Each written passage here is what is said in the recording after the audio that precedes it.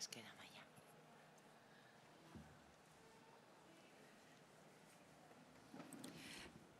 Bueno, kaixo egunon guztiei, mila esker prentsaurreko honetara etortzeagatik Iruñaldiaren bigarren edizioaren aurkezpenera.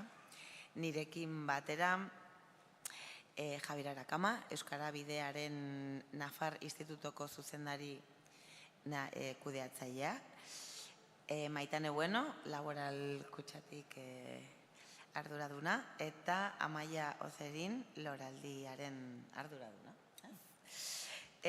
Bueno, ongi etorriak guztiak. Gaur aurkezten dugu Iruñaldia kulturzikloa, Iruñak euskarazko abangoardia kulturala aldarrikatzen duen bigarren edizioaren jaialdia. Jaialdiaren helburua euskal kulturaren proposamen artistiko berritzaileak zabaltzea da. Hala nola, Iruñan euskarazko kultur programazioan erreferentziazko hitzordu gisa finkatzea da. Aurtengo Iruñaldiaren bigarren edizioa azaroaren 9-tik hasita 15-teraino izango da. 8 diziplinatako 11 ikuskizunez osatutako egitarau batean, euskal kulturaren erreferente handiak eta sortzaile berriak herritar guztientzat irekiak uztartzen duen programazio kultural ireki eta anitz batean. Aurtengo ediziorako Nafarroako gobernuaren lankidetza gehitu dugu, Euskara Bidearen bitartez, beraz, eskerrik asko, eta berriro ere laboral kutxaren babesa izango dugu, beraz, mila esker zuen babes guztiagatik. Naiz, Karrikiri, Katakrak, Laba eta Geltoki bezalako eragileen lankidetza ere aipatzekoa da, jaialdia hirian eta komunitatean sustraitzen laguntzen baitute. Programazioaren proposamen artistikoa jaialdearen nortasunaren isla da. Alde batetik, disiplina aniztasuna, musika, dantza, literatura, antzerkia, zirkua, performantzea, gastronomia eta esperientzia digitalak barne. Bestetik, belaunaldien arteko elkarrizketa sustatzen du.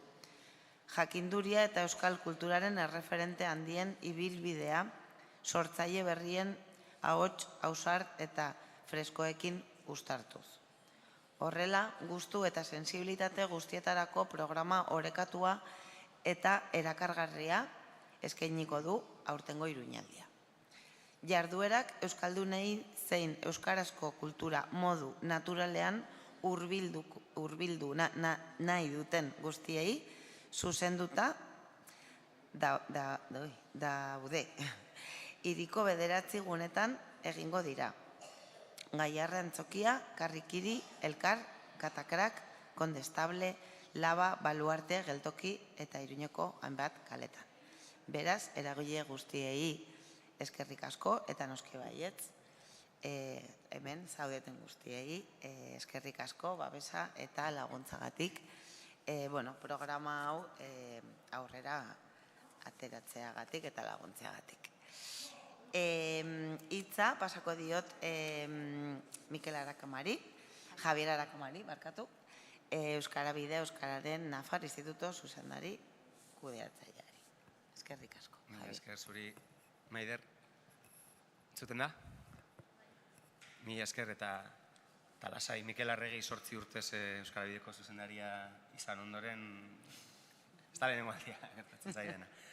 Mila esker guztioi etortzeagatik, Nafarroako gobernuak esan den bezala Euskara Bidearen bitartez ekimen hau babesten du eta programazioa, artistak eta abesleak eta antolatzaileak ikusita, ez dakit ze punturaino azaldu behar den, baina gure kasuan beti diruz laguntzeko, babesteko edo simbolikoki ere bada ere babesten dugunean zerbait, gure justifikazioa bilatzen ditugu, gure kasuan gure estatutoek hala esaten dute, esaten dute euskara bizitza sozialeko esparruetan agertu eta erabiltzeko informazioa eta sensibilizazio programak gauzatzea eta helburu hori bera duten entitate publiko eta pribatuekin lankidetzan arituko garela, hori saiatzen gara egiten akordio programatikoak ere esaten du, euskara sustatuko dela komunikabideen artean, helduen euskalduntzean eta gizarte eta kultura bizitzan batik bat gazteei zuzendutako programetan. Bistan da honek egiten duela, eta bueno, hainbat arrazoi daude juridiko, estatutario, hau babesteko, baina nik uste dut garrantzitsuena dela, ez dakit, programazio bera irakurtzea eta esatea nola ez gara egonen honetan, nik uste dut jaialdiaren helburuak, balioak, parte hartzaileak kontuan hartuta zaila da ez babestea euskal kultura garaikidea Iruñeko erdigunera eramaten duen ziklo hau, nola ez babestu adibidez emakume sortzaileak bereziki zaintzen dituen ekimen hau, hiriko erreferentziazko txoko ezberdinetara iritsiko dena, disiplina ugari, aniztasuna eta euskarazko sorkuntza eramanen duena.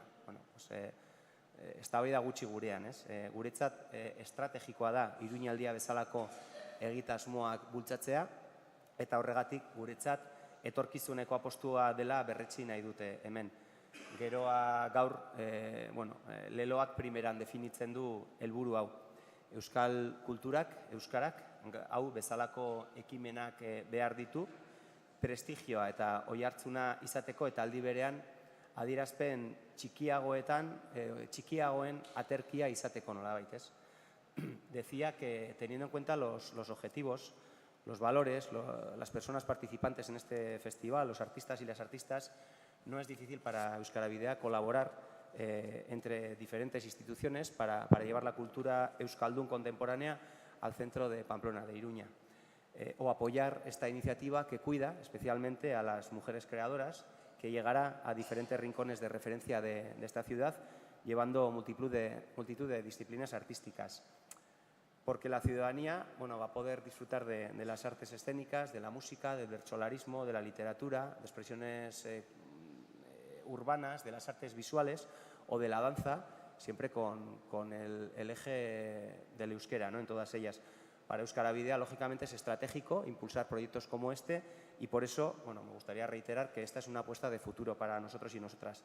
La cultura euskaldun, el euskera, necesitan iniciativas como esta para tener eco, para tener prestigio y al mismo tiempo para convertirse en paraguas de otras expresiones más pequeñas. Hemen adibide bat jarri nahi dut, pixkat autopropaganda eginez nahi baduzu, baina dola 5 urte Euskarabiak martxan jarri zuen Gora Fest izeneko kulturzikloa, eta kulturziklo txiki horren bitartez, txikia zen hasieran behintzat, gure asmoa zen kultura eramatea herri txikietara, eta aurten 75 herri txikitara joanen gara gure ustez, erabat bateragarria da eramatea, bakarrizketak, zirko txikiak edo magia ikuskizun txikiak bere dimensioan, herri txikitara, normalean hegoaldean dauden herrietara, eta askotan da euskaraz egiten den urtean egiten den ikuskizun bakarra, erabat bateragarria da halako ekimen potoloak, potenteak babestearekin, eta badakigu ze garapen izan duen loraldiak beste leku batzuetan, eta guretzat erreferentzia da eta gustatuko litzaiguke laguntzea bide horretan. Gure aldetik, nire aldetik aski eta bai gonbidatu nahiko nuke herritarrak gonbidatu nahiko dituzke hurbiltzen eta jaiz hilduko naiz Laboral Kutxako Maitane hori hitza emanez. Egunon, ongi etorriak eta lehenik eta behin eskerrak eman nahi nizkizueke antolatzaileei, agintariei eta erakundeetako ordezkariei guri hemen egotearen aukera emateagatik. Itxasko esan dituzue, baino geratu naiz euskera, kultura, gazteak, etorkizuna, garaikidea, nola ez, gu hemen egotea. Netzat arro sentitzen naiz, hemen Laboral Kutxako ordezkari bezala egotea, eta Iruñaldia da beste adibide bat, Laboral Kutxak Nafar erakunde eta Nafar kultur egitasmoekin daukan konpromesoarekin. Iruñaldiak irauten duen aste horretan, gure kaleak beteko dira, gure kaleak eta gure eraikinak beteko dira kulturarekin, euskal kulturarekin, musikarekin, antzerkiarekin, literaturarekin, eta guzti hori gainera gure Iruñean eta euskeraz. Bereziki harro, lehen aipatu dudan bezala. Izan ere, gure entitateak, Laboral Kutxak, beti bultzatu izan du euskera eta hala jarraituko du, eta euskerarekin lotuta gure kultura, gaina gazten kultura, emakumezkoen kultura, hori guztia bultzatzea beharrezkoa ikusten dugu eta jarraituko dugu, nola ez. Eta animatzea, ea eraikin eta plaza guzti horiek betetzen ditugun, iruindarrok, beti dago zalantzan non zaten den, ea betetzen ditugun eta, ea jende gehiagoren gana heltzen garen Iruñaldi honetan, eta, hau bigarrena, eta jarraituko dugu hirugarrena, laugarrena, eta urte hurrenak ospatu arte. Beraz, animatu, eskerrik asko, eta bertan ikusiko gara, eskerrik asko. Bai, eskerrik asko Maitane eta urte askoz, noski baietz. Amaia Zedin, orain kontatuko digu, aurkeztuko digu programazioa. Mila esker, Maider, Javi, Maitane, gugan jarri duzuen konfiantzagatik eta baita ere naiz edabidea eta Iruñeko euskal kulturan aritzen diren elkarte eta talde guzti horiei. Hemen elkartu gara, aliantza sendo honek erakusten duelako Iruñaldia ez dela proiektu isolatu bat, baizik eta partekatutako anbizio bat. Iruña euskal kulturaren epizentro bizia bihurtu nahi dugu denon artean. Iaz abentura piloto txiki bezala hasi genuen eta eman genuen lehen urrats bat, eta erantzuna bikaina izan zen, ikusi genuen Iruñan bazegoela egarria, gogoa, kultura garaikidea euskaraz bizitzeko modu ireki eta berritzailean. Horregatik, gaur hemen gaude indar berrituta eta bigarren edizio hau aurkeztuko dugu. Aurten grabetatiari erronka bota diogu, eta zer esan nahi dugu horrekin, Iruñaldia euskal kulturaren indar erakarle bihurtu nahi dugula, inertziak hautsi, espazio berriak sortu, tradizioa eta vanguardia elkarren eskutik lotu.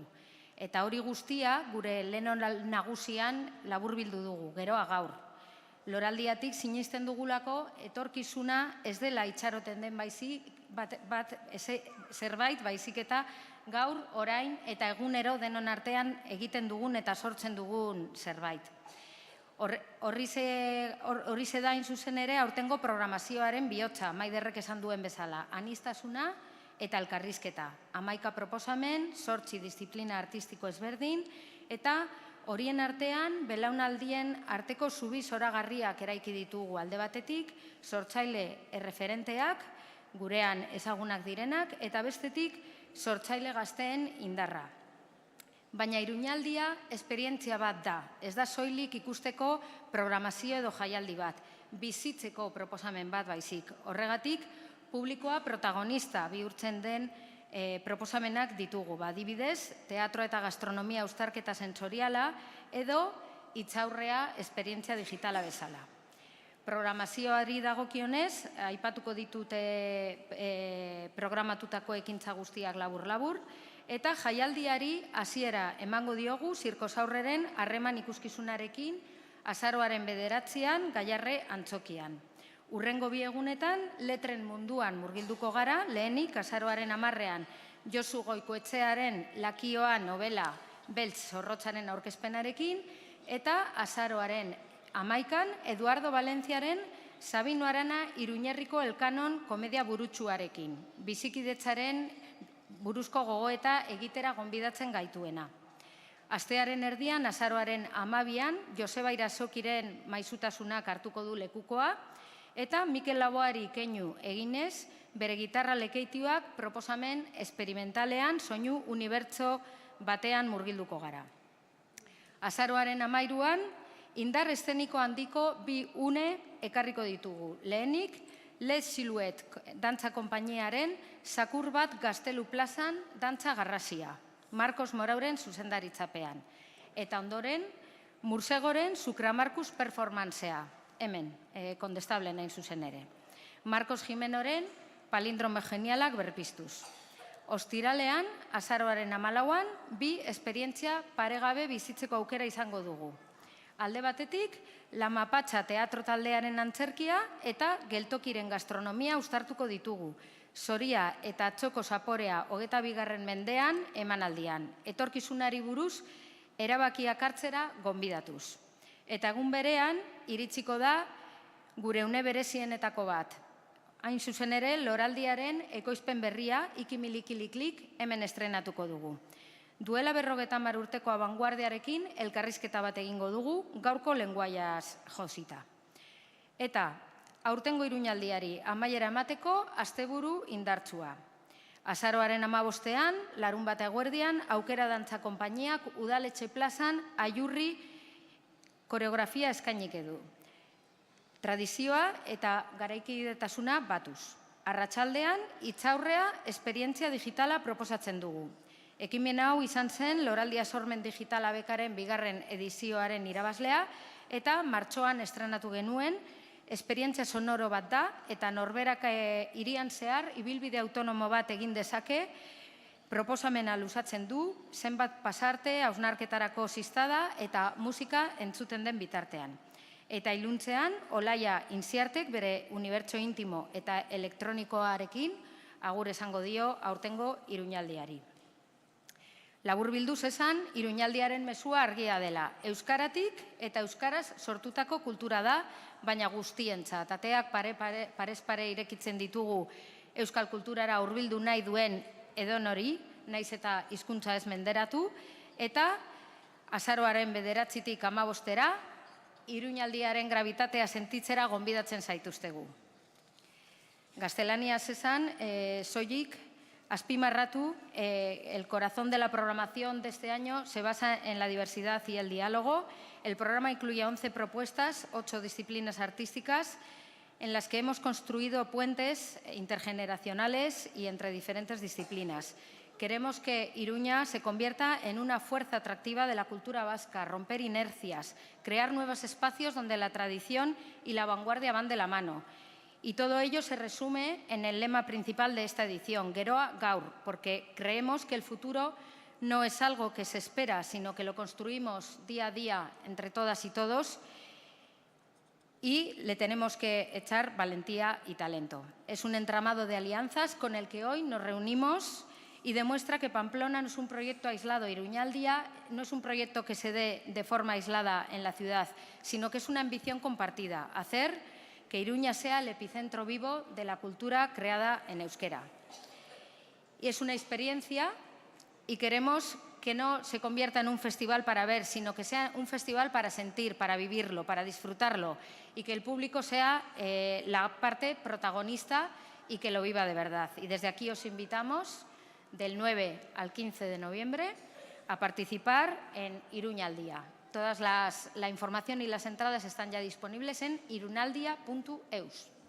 Eskerrik asko eta gonbidatutak zaudete. Galderarik, baldin badaude, bai.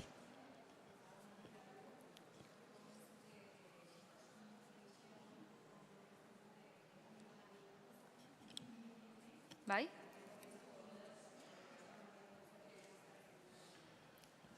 Bai. Ikimilikiliklik esan bezala, Loraldiaren produkzio bat da, duela 50 urte izen bereko ikuskizuna sortu zuten Hartzean Aiek, Mikel Laboak eta Jose Luis Sumetak artea, poesia eta musika uztartuz, oso proposamen vanguardista izan zen bera garaian, entzute handikoa, izan ere Veneziako Bienalera heldu zen, eta 50 urte horiek pasata berreskuratu nahi izan dugu eta elkarrizketa bat egin orduko ikuskizun horrekin gaurko lenguaiaren bitartez. Gaur egungo sortzaileak dira Iñaki Salvador bera, Mikelekin hainbat urtetan ibilitakoa, Intza Alkain aktore bezala, Oreka Tixa perkusioa eta txalapartarekin, Libe Mimenza abestian, kantuan, Itziar Garaluzek zuzeneko ikusentzunezkoak eta irudiak sortuko ditu, eta benetan lenguaia anitzeko ikuskizun bat izango da. Guretzako oso proiektu importantea, uste dugulako euskal kulturan beste mugarri bat sortuko duela, eta Iruñaldia aukeratu dugu horrein estrenaldia egiteko, eta ikuskizun horren helburua da ere lortzea beste euskal hiri batzuetan edo herri batzuetan eskaini ahal izatea, eta gure ahalegina jarrita dago baita ere ia bienalera heltzen garen horrekin ere behin berriro. Hori lantzear dago oraindik, baina hori izango litzateke gure ametsa. Eta bigarrena esan duzu geltokikoa, ez? Geltokikoan bilduko dira bi proposamen ezberdin. Alde batetik, teatro laburra, Destiny Driver izango da teatro emankizuna, La Mapatxa teatro taldearen bitartez. Lan honek 3 sari irabazi izan ditu dagoeneko, aurreko astean izan jauzi zaie 3. Eta adimen artifizialaren garai honetan kokatzen gaitu, eta horren inguruko hausnarketa divertigarri bat proposatzen digu. Eta horrekin batera, geltokiko sukaldeak eskainiko digu bertoko janariaren dastaketa bat. Gauza biak uztartuko ditugu.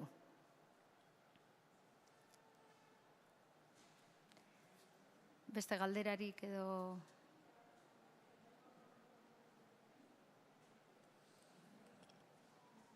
Bale, eskerrik asko etortzeagatik.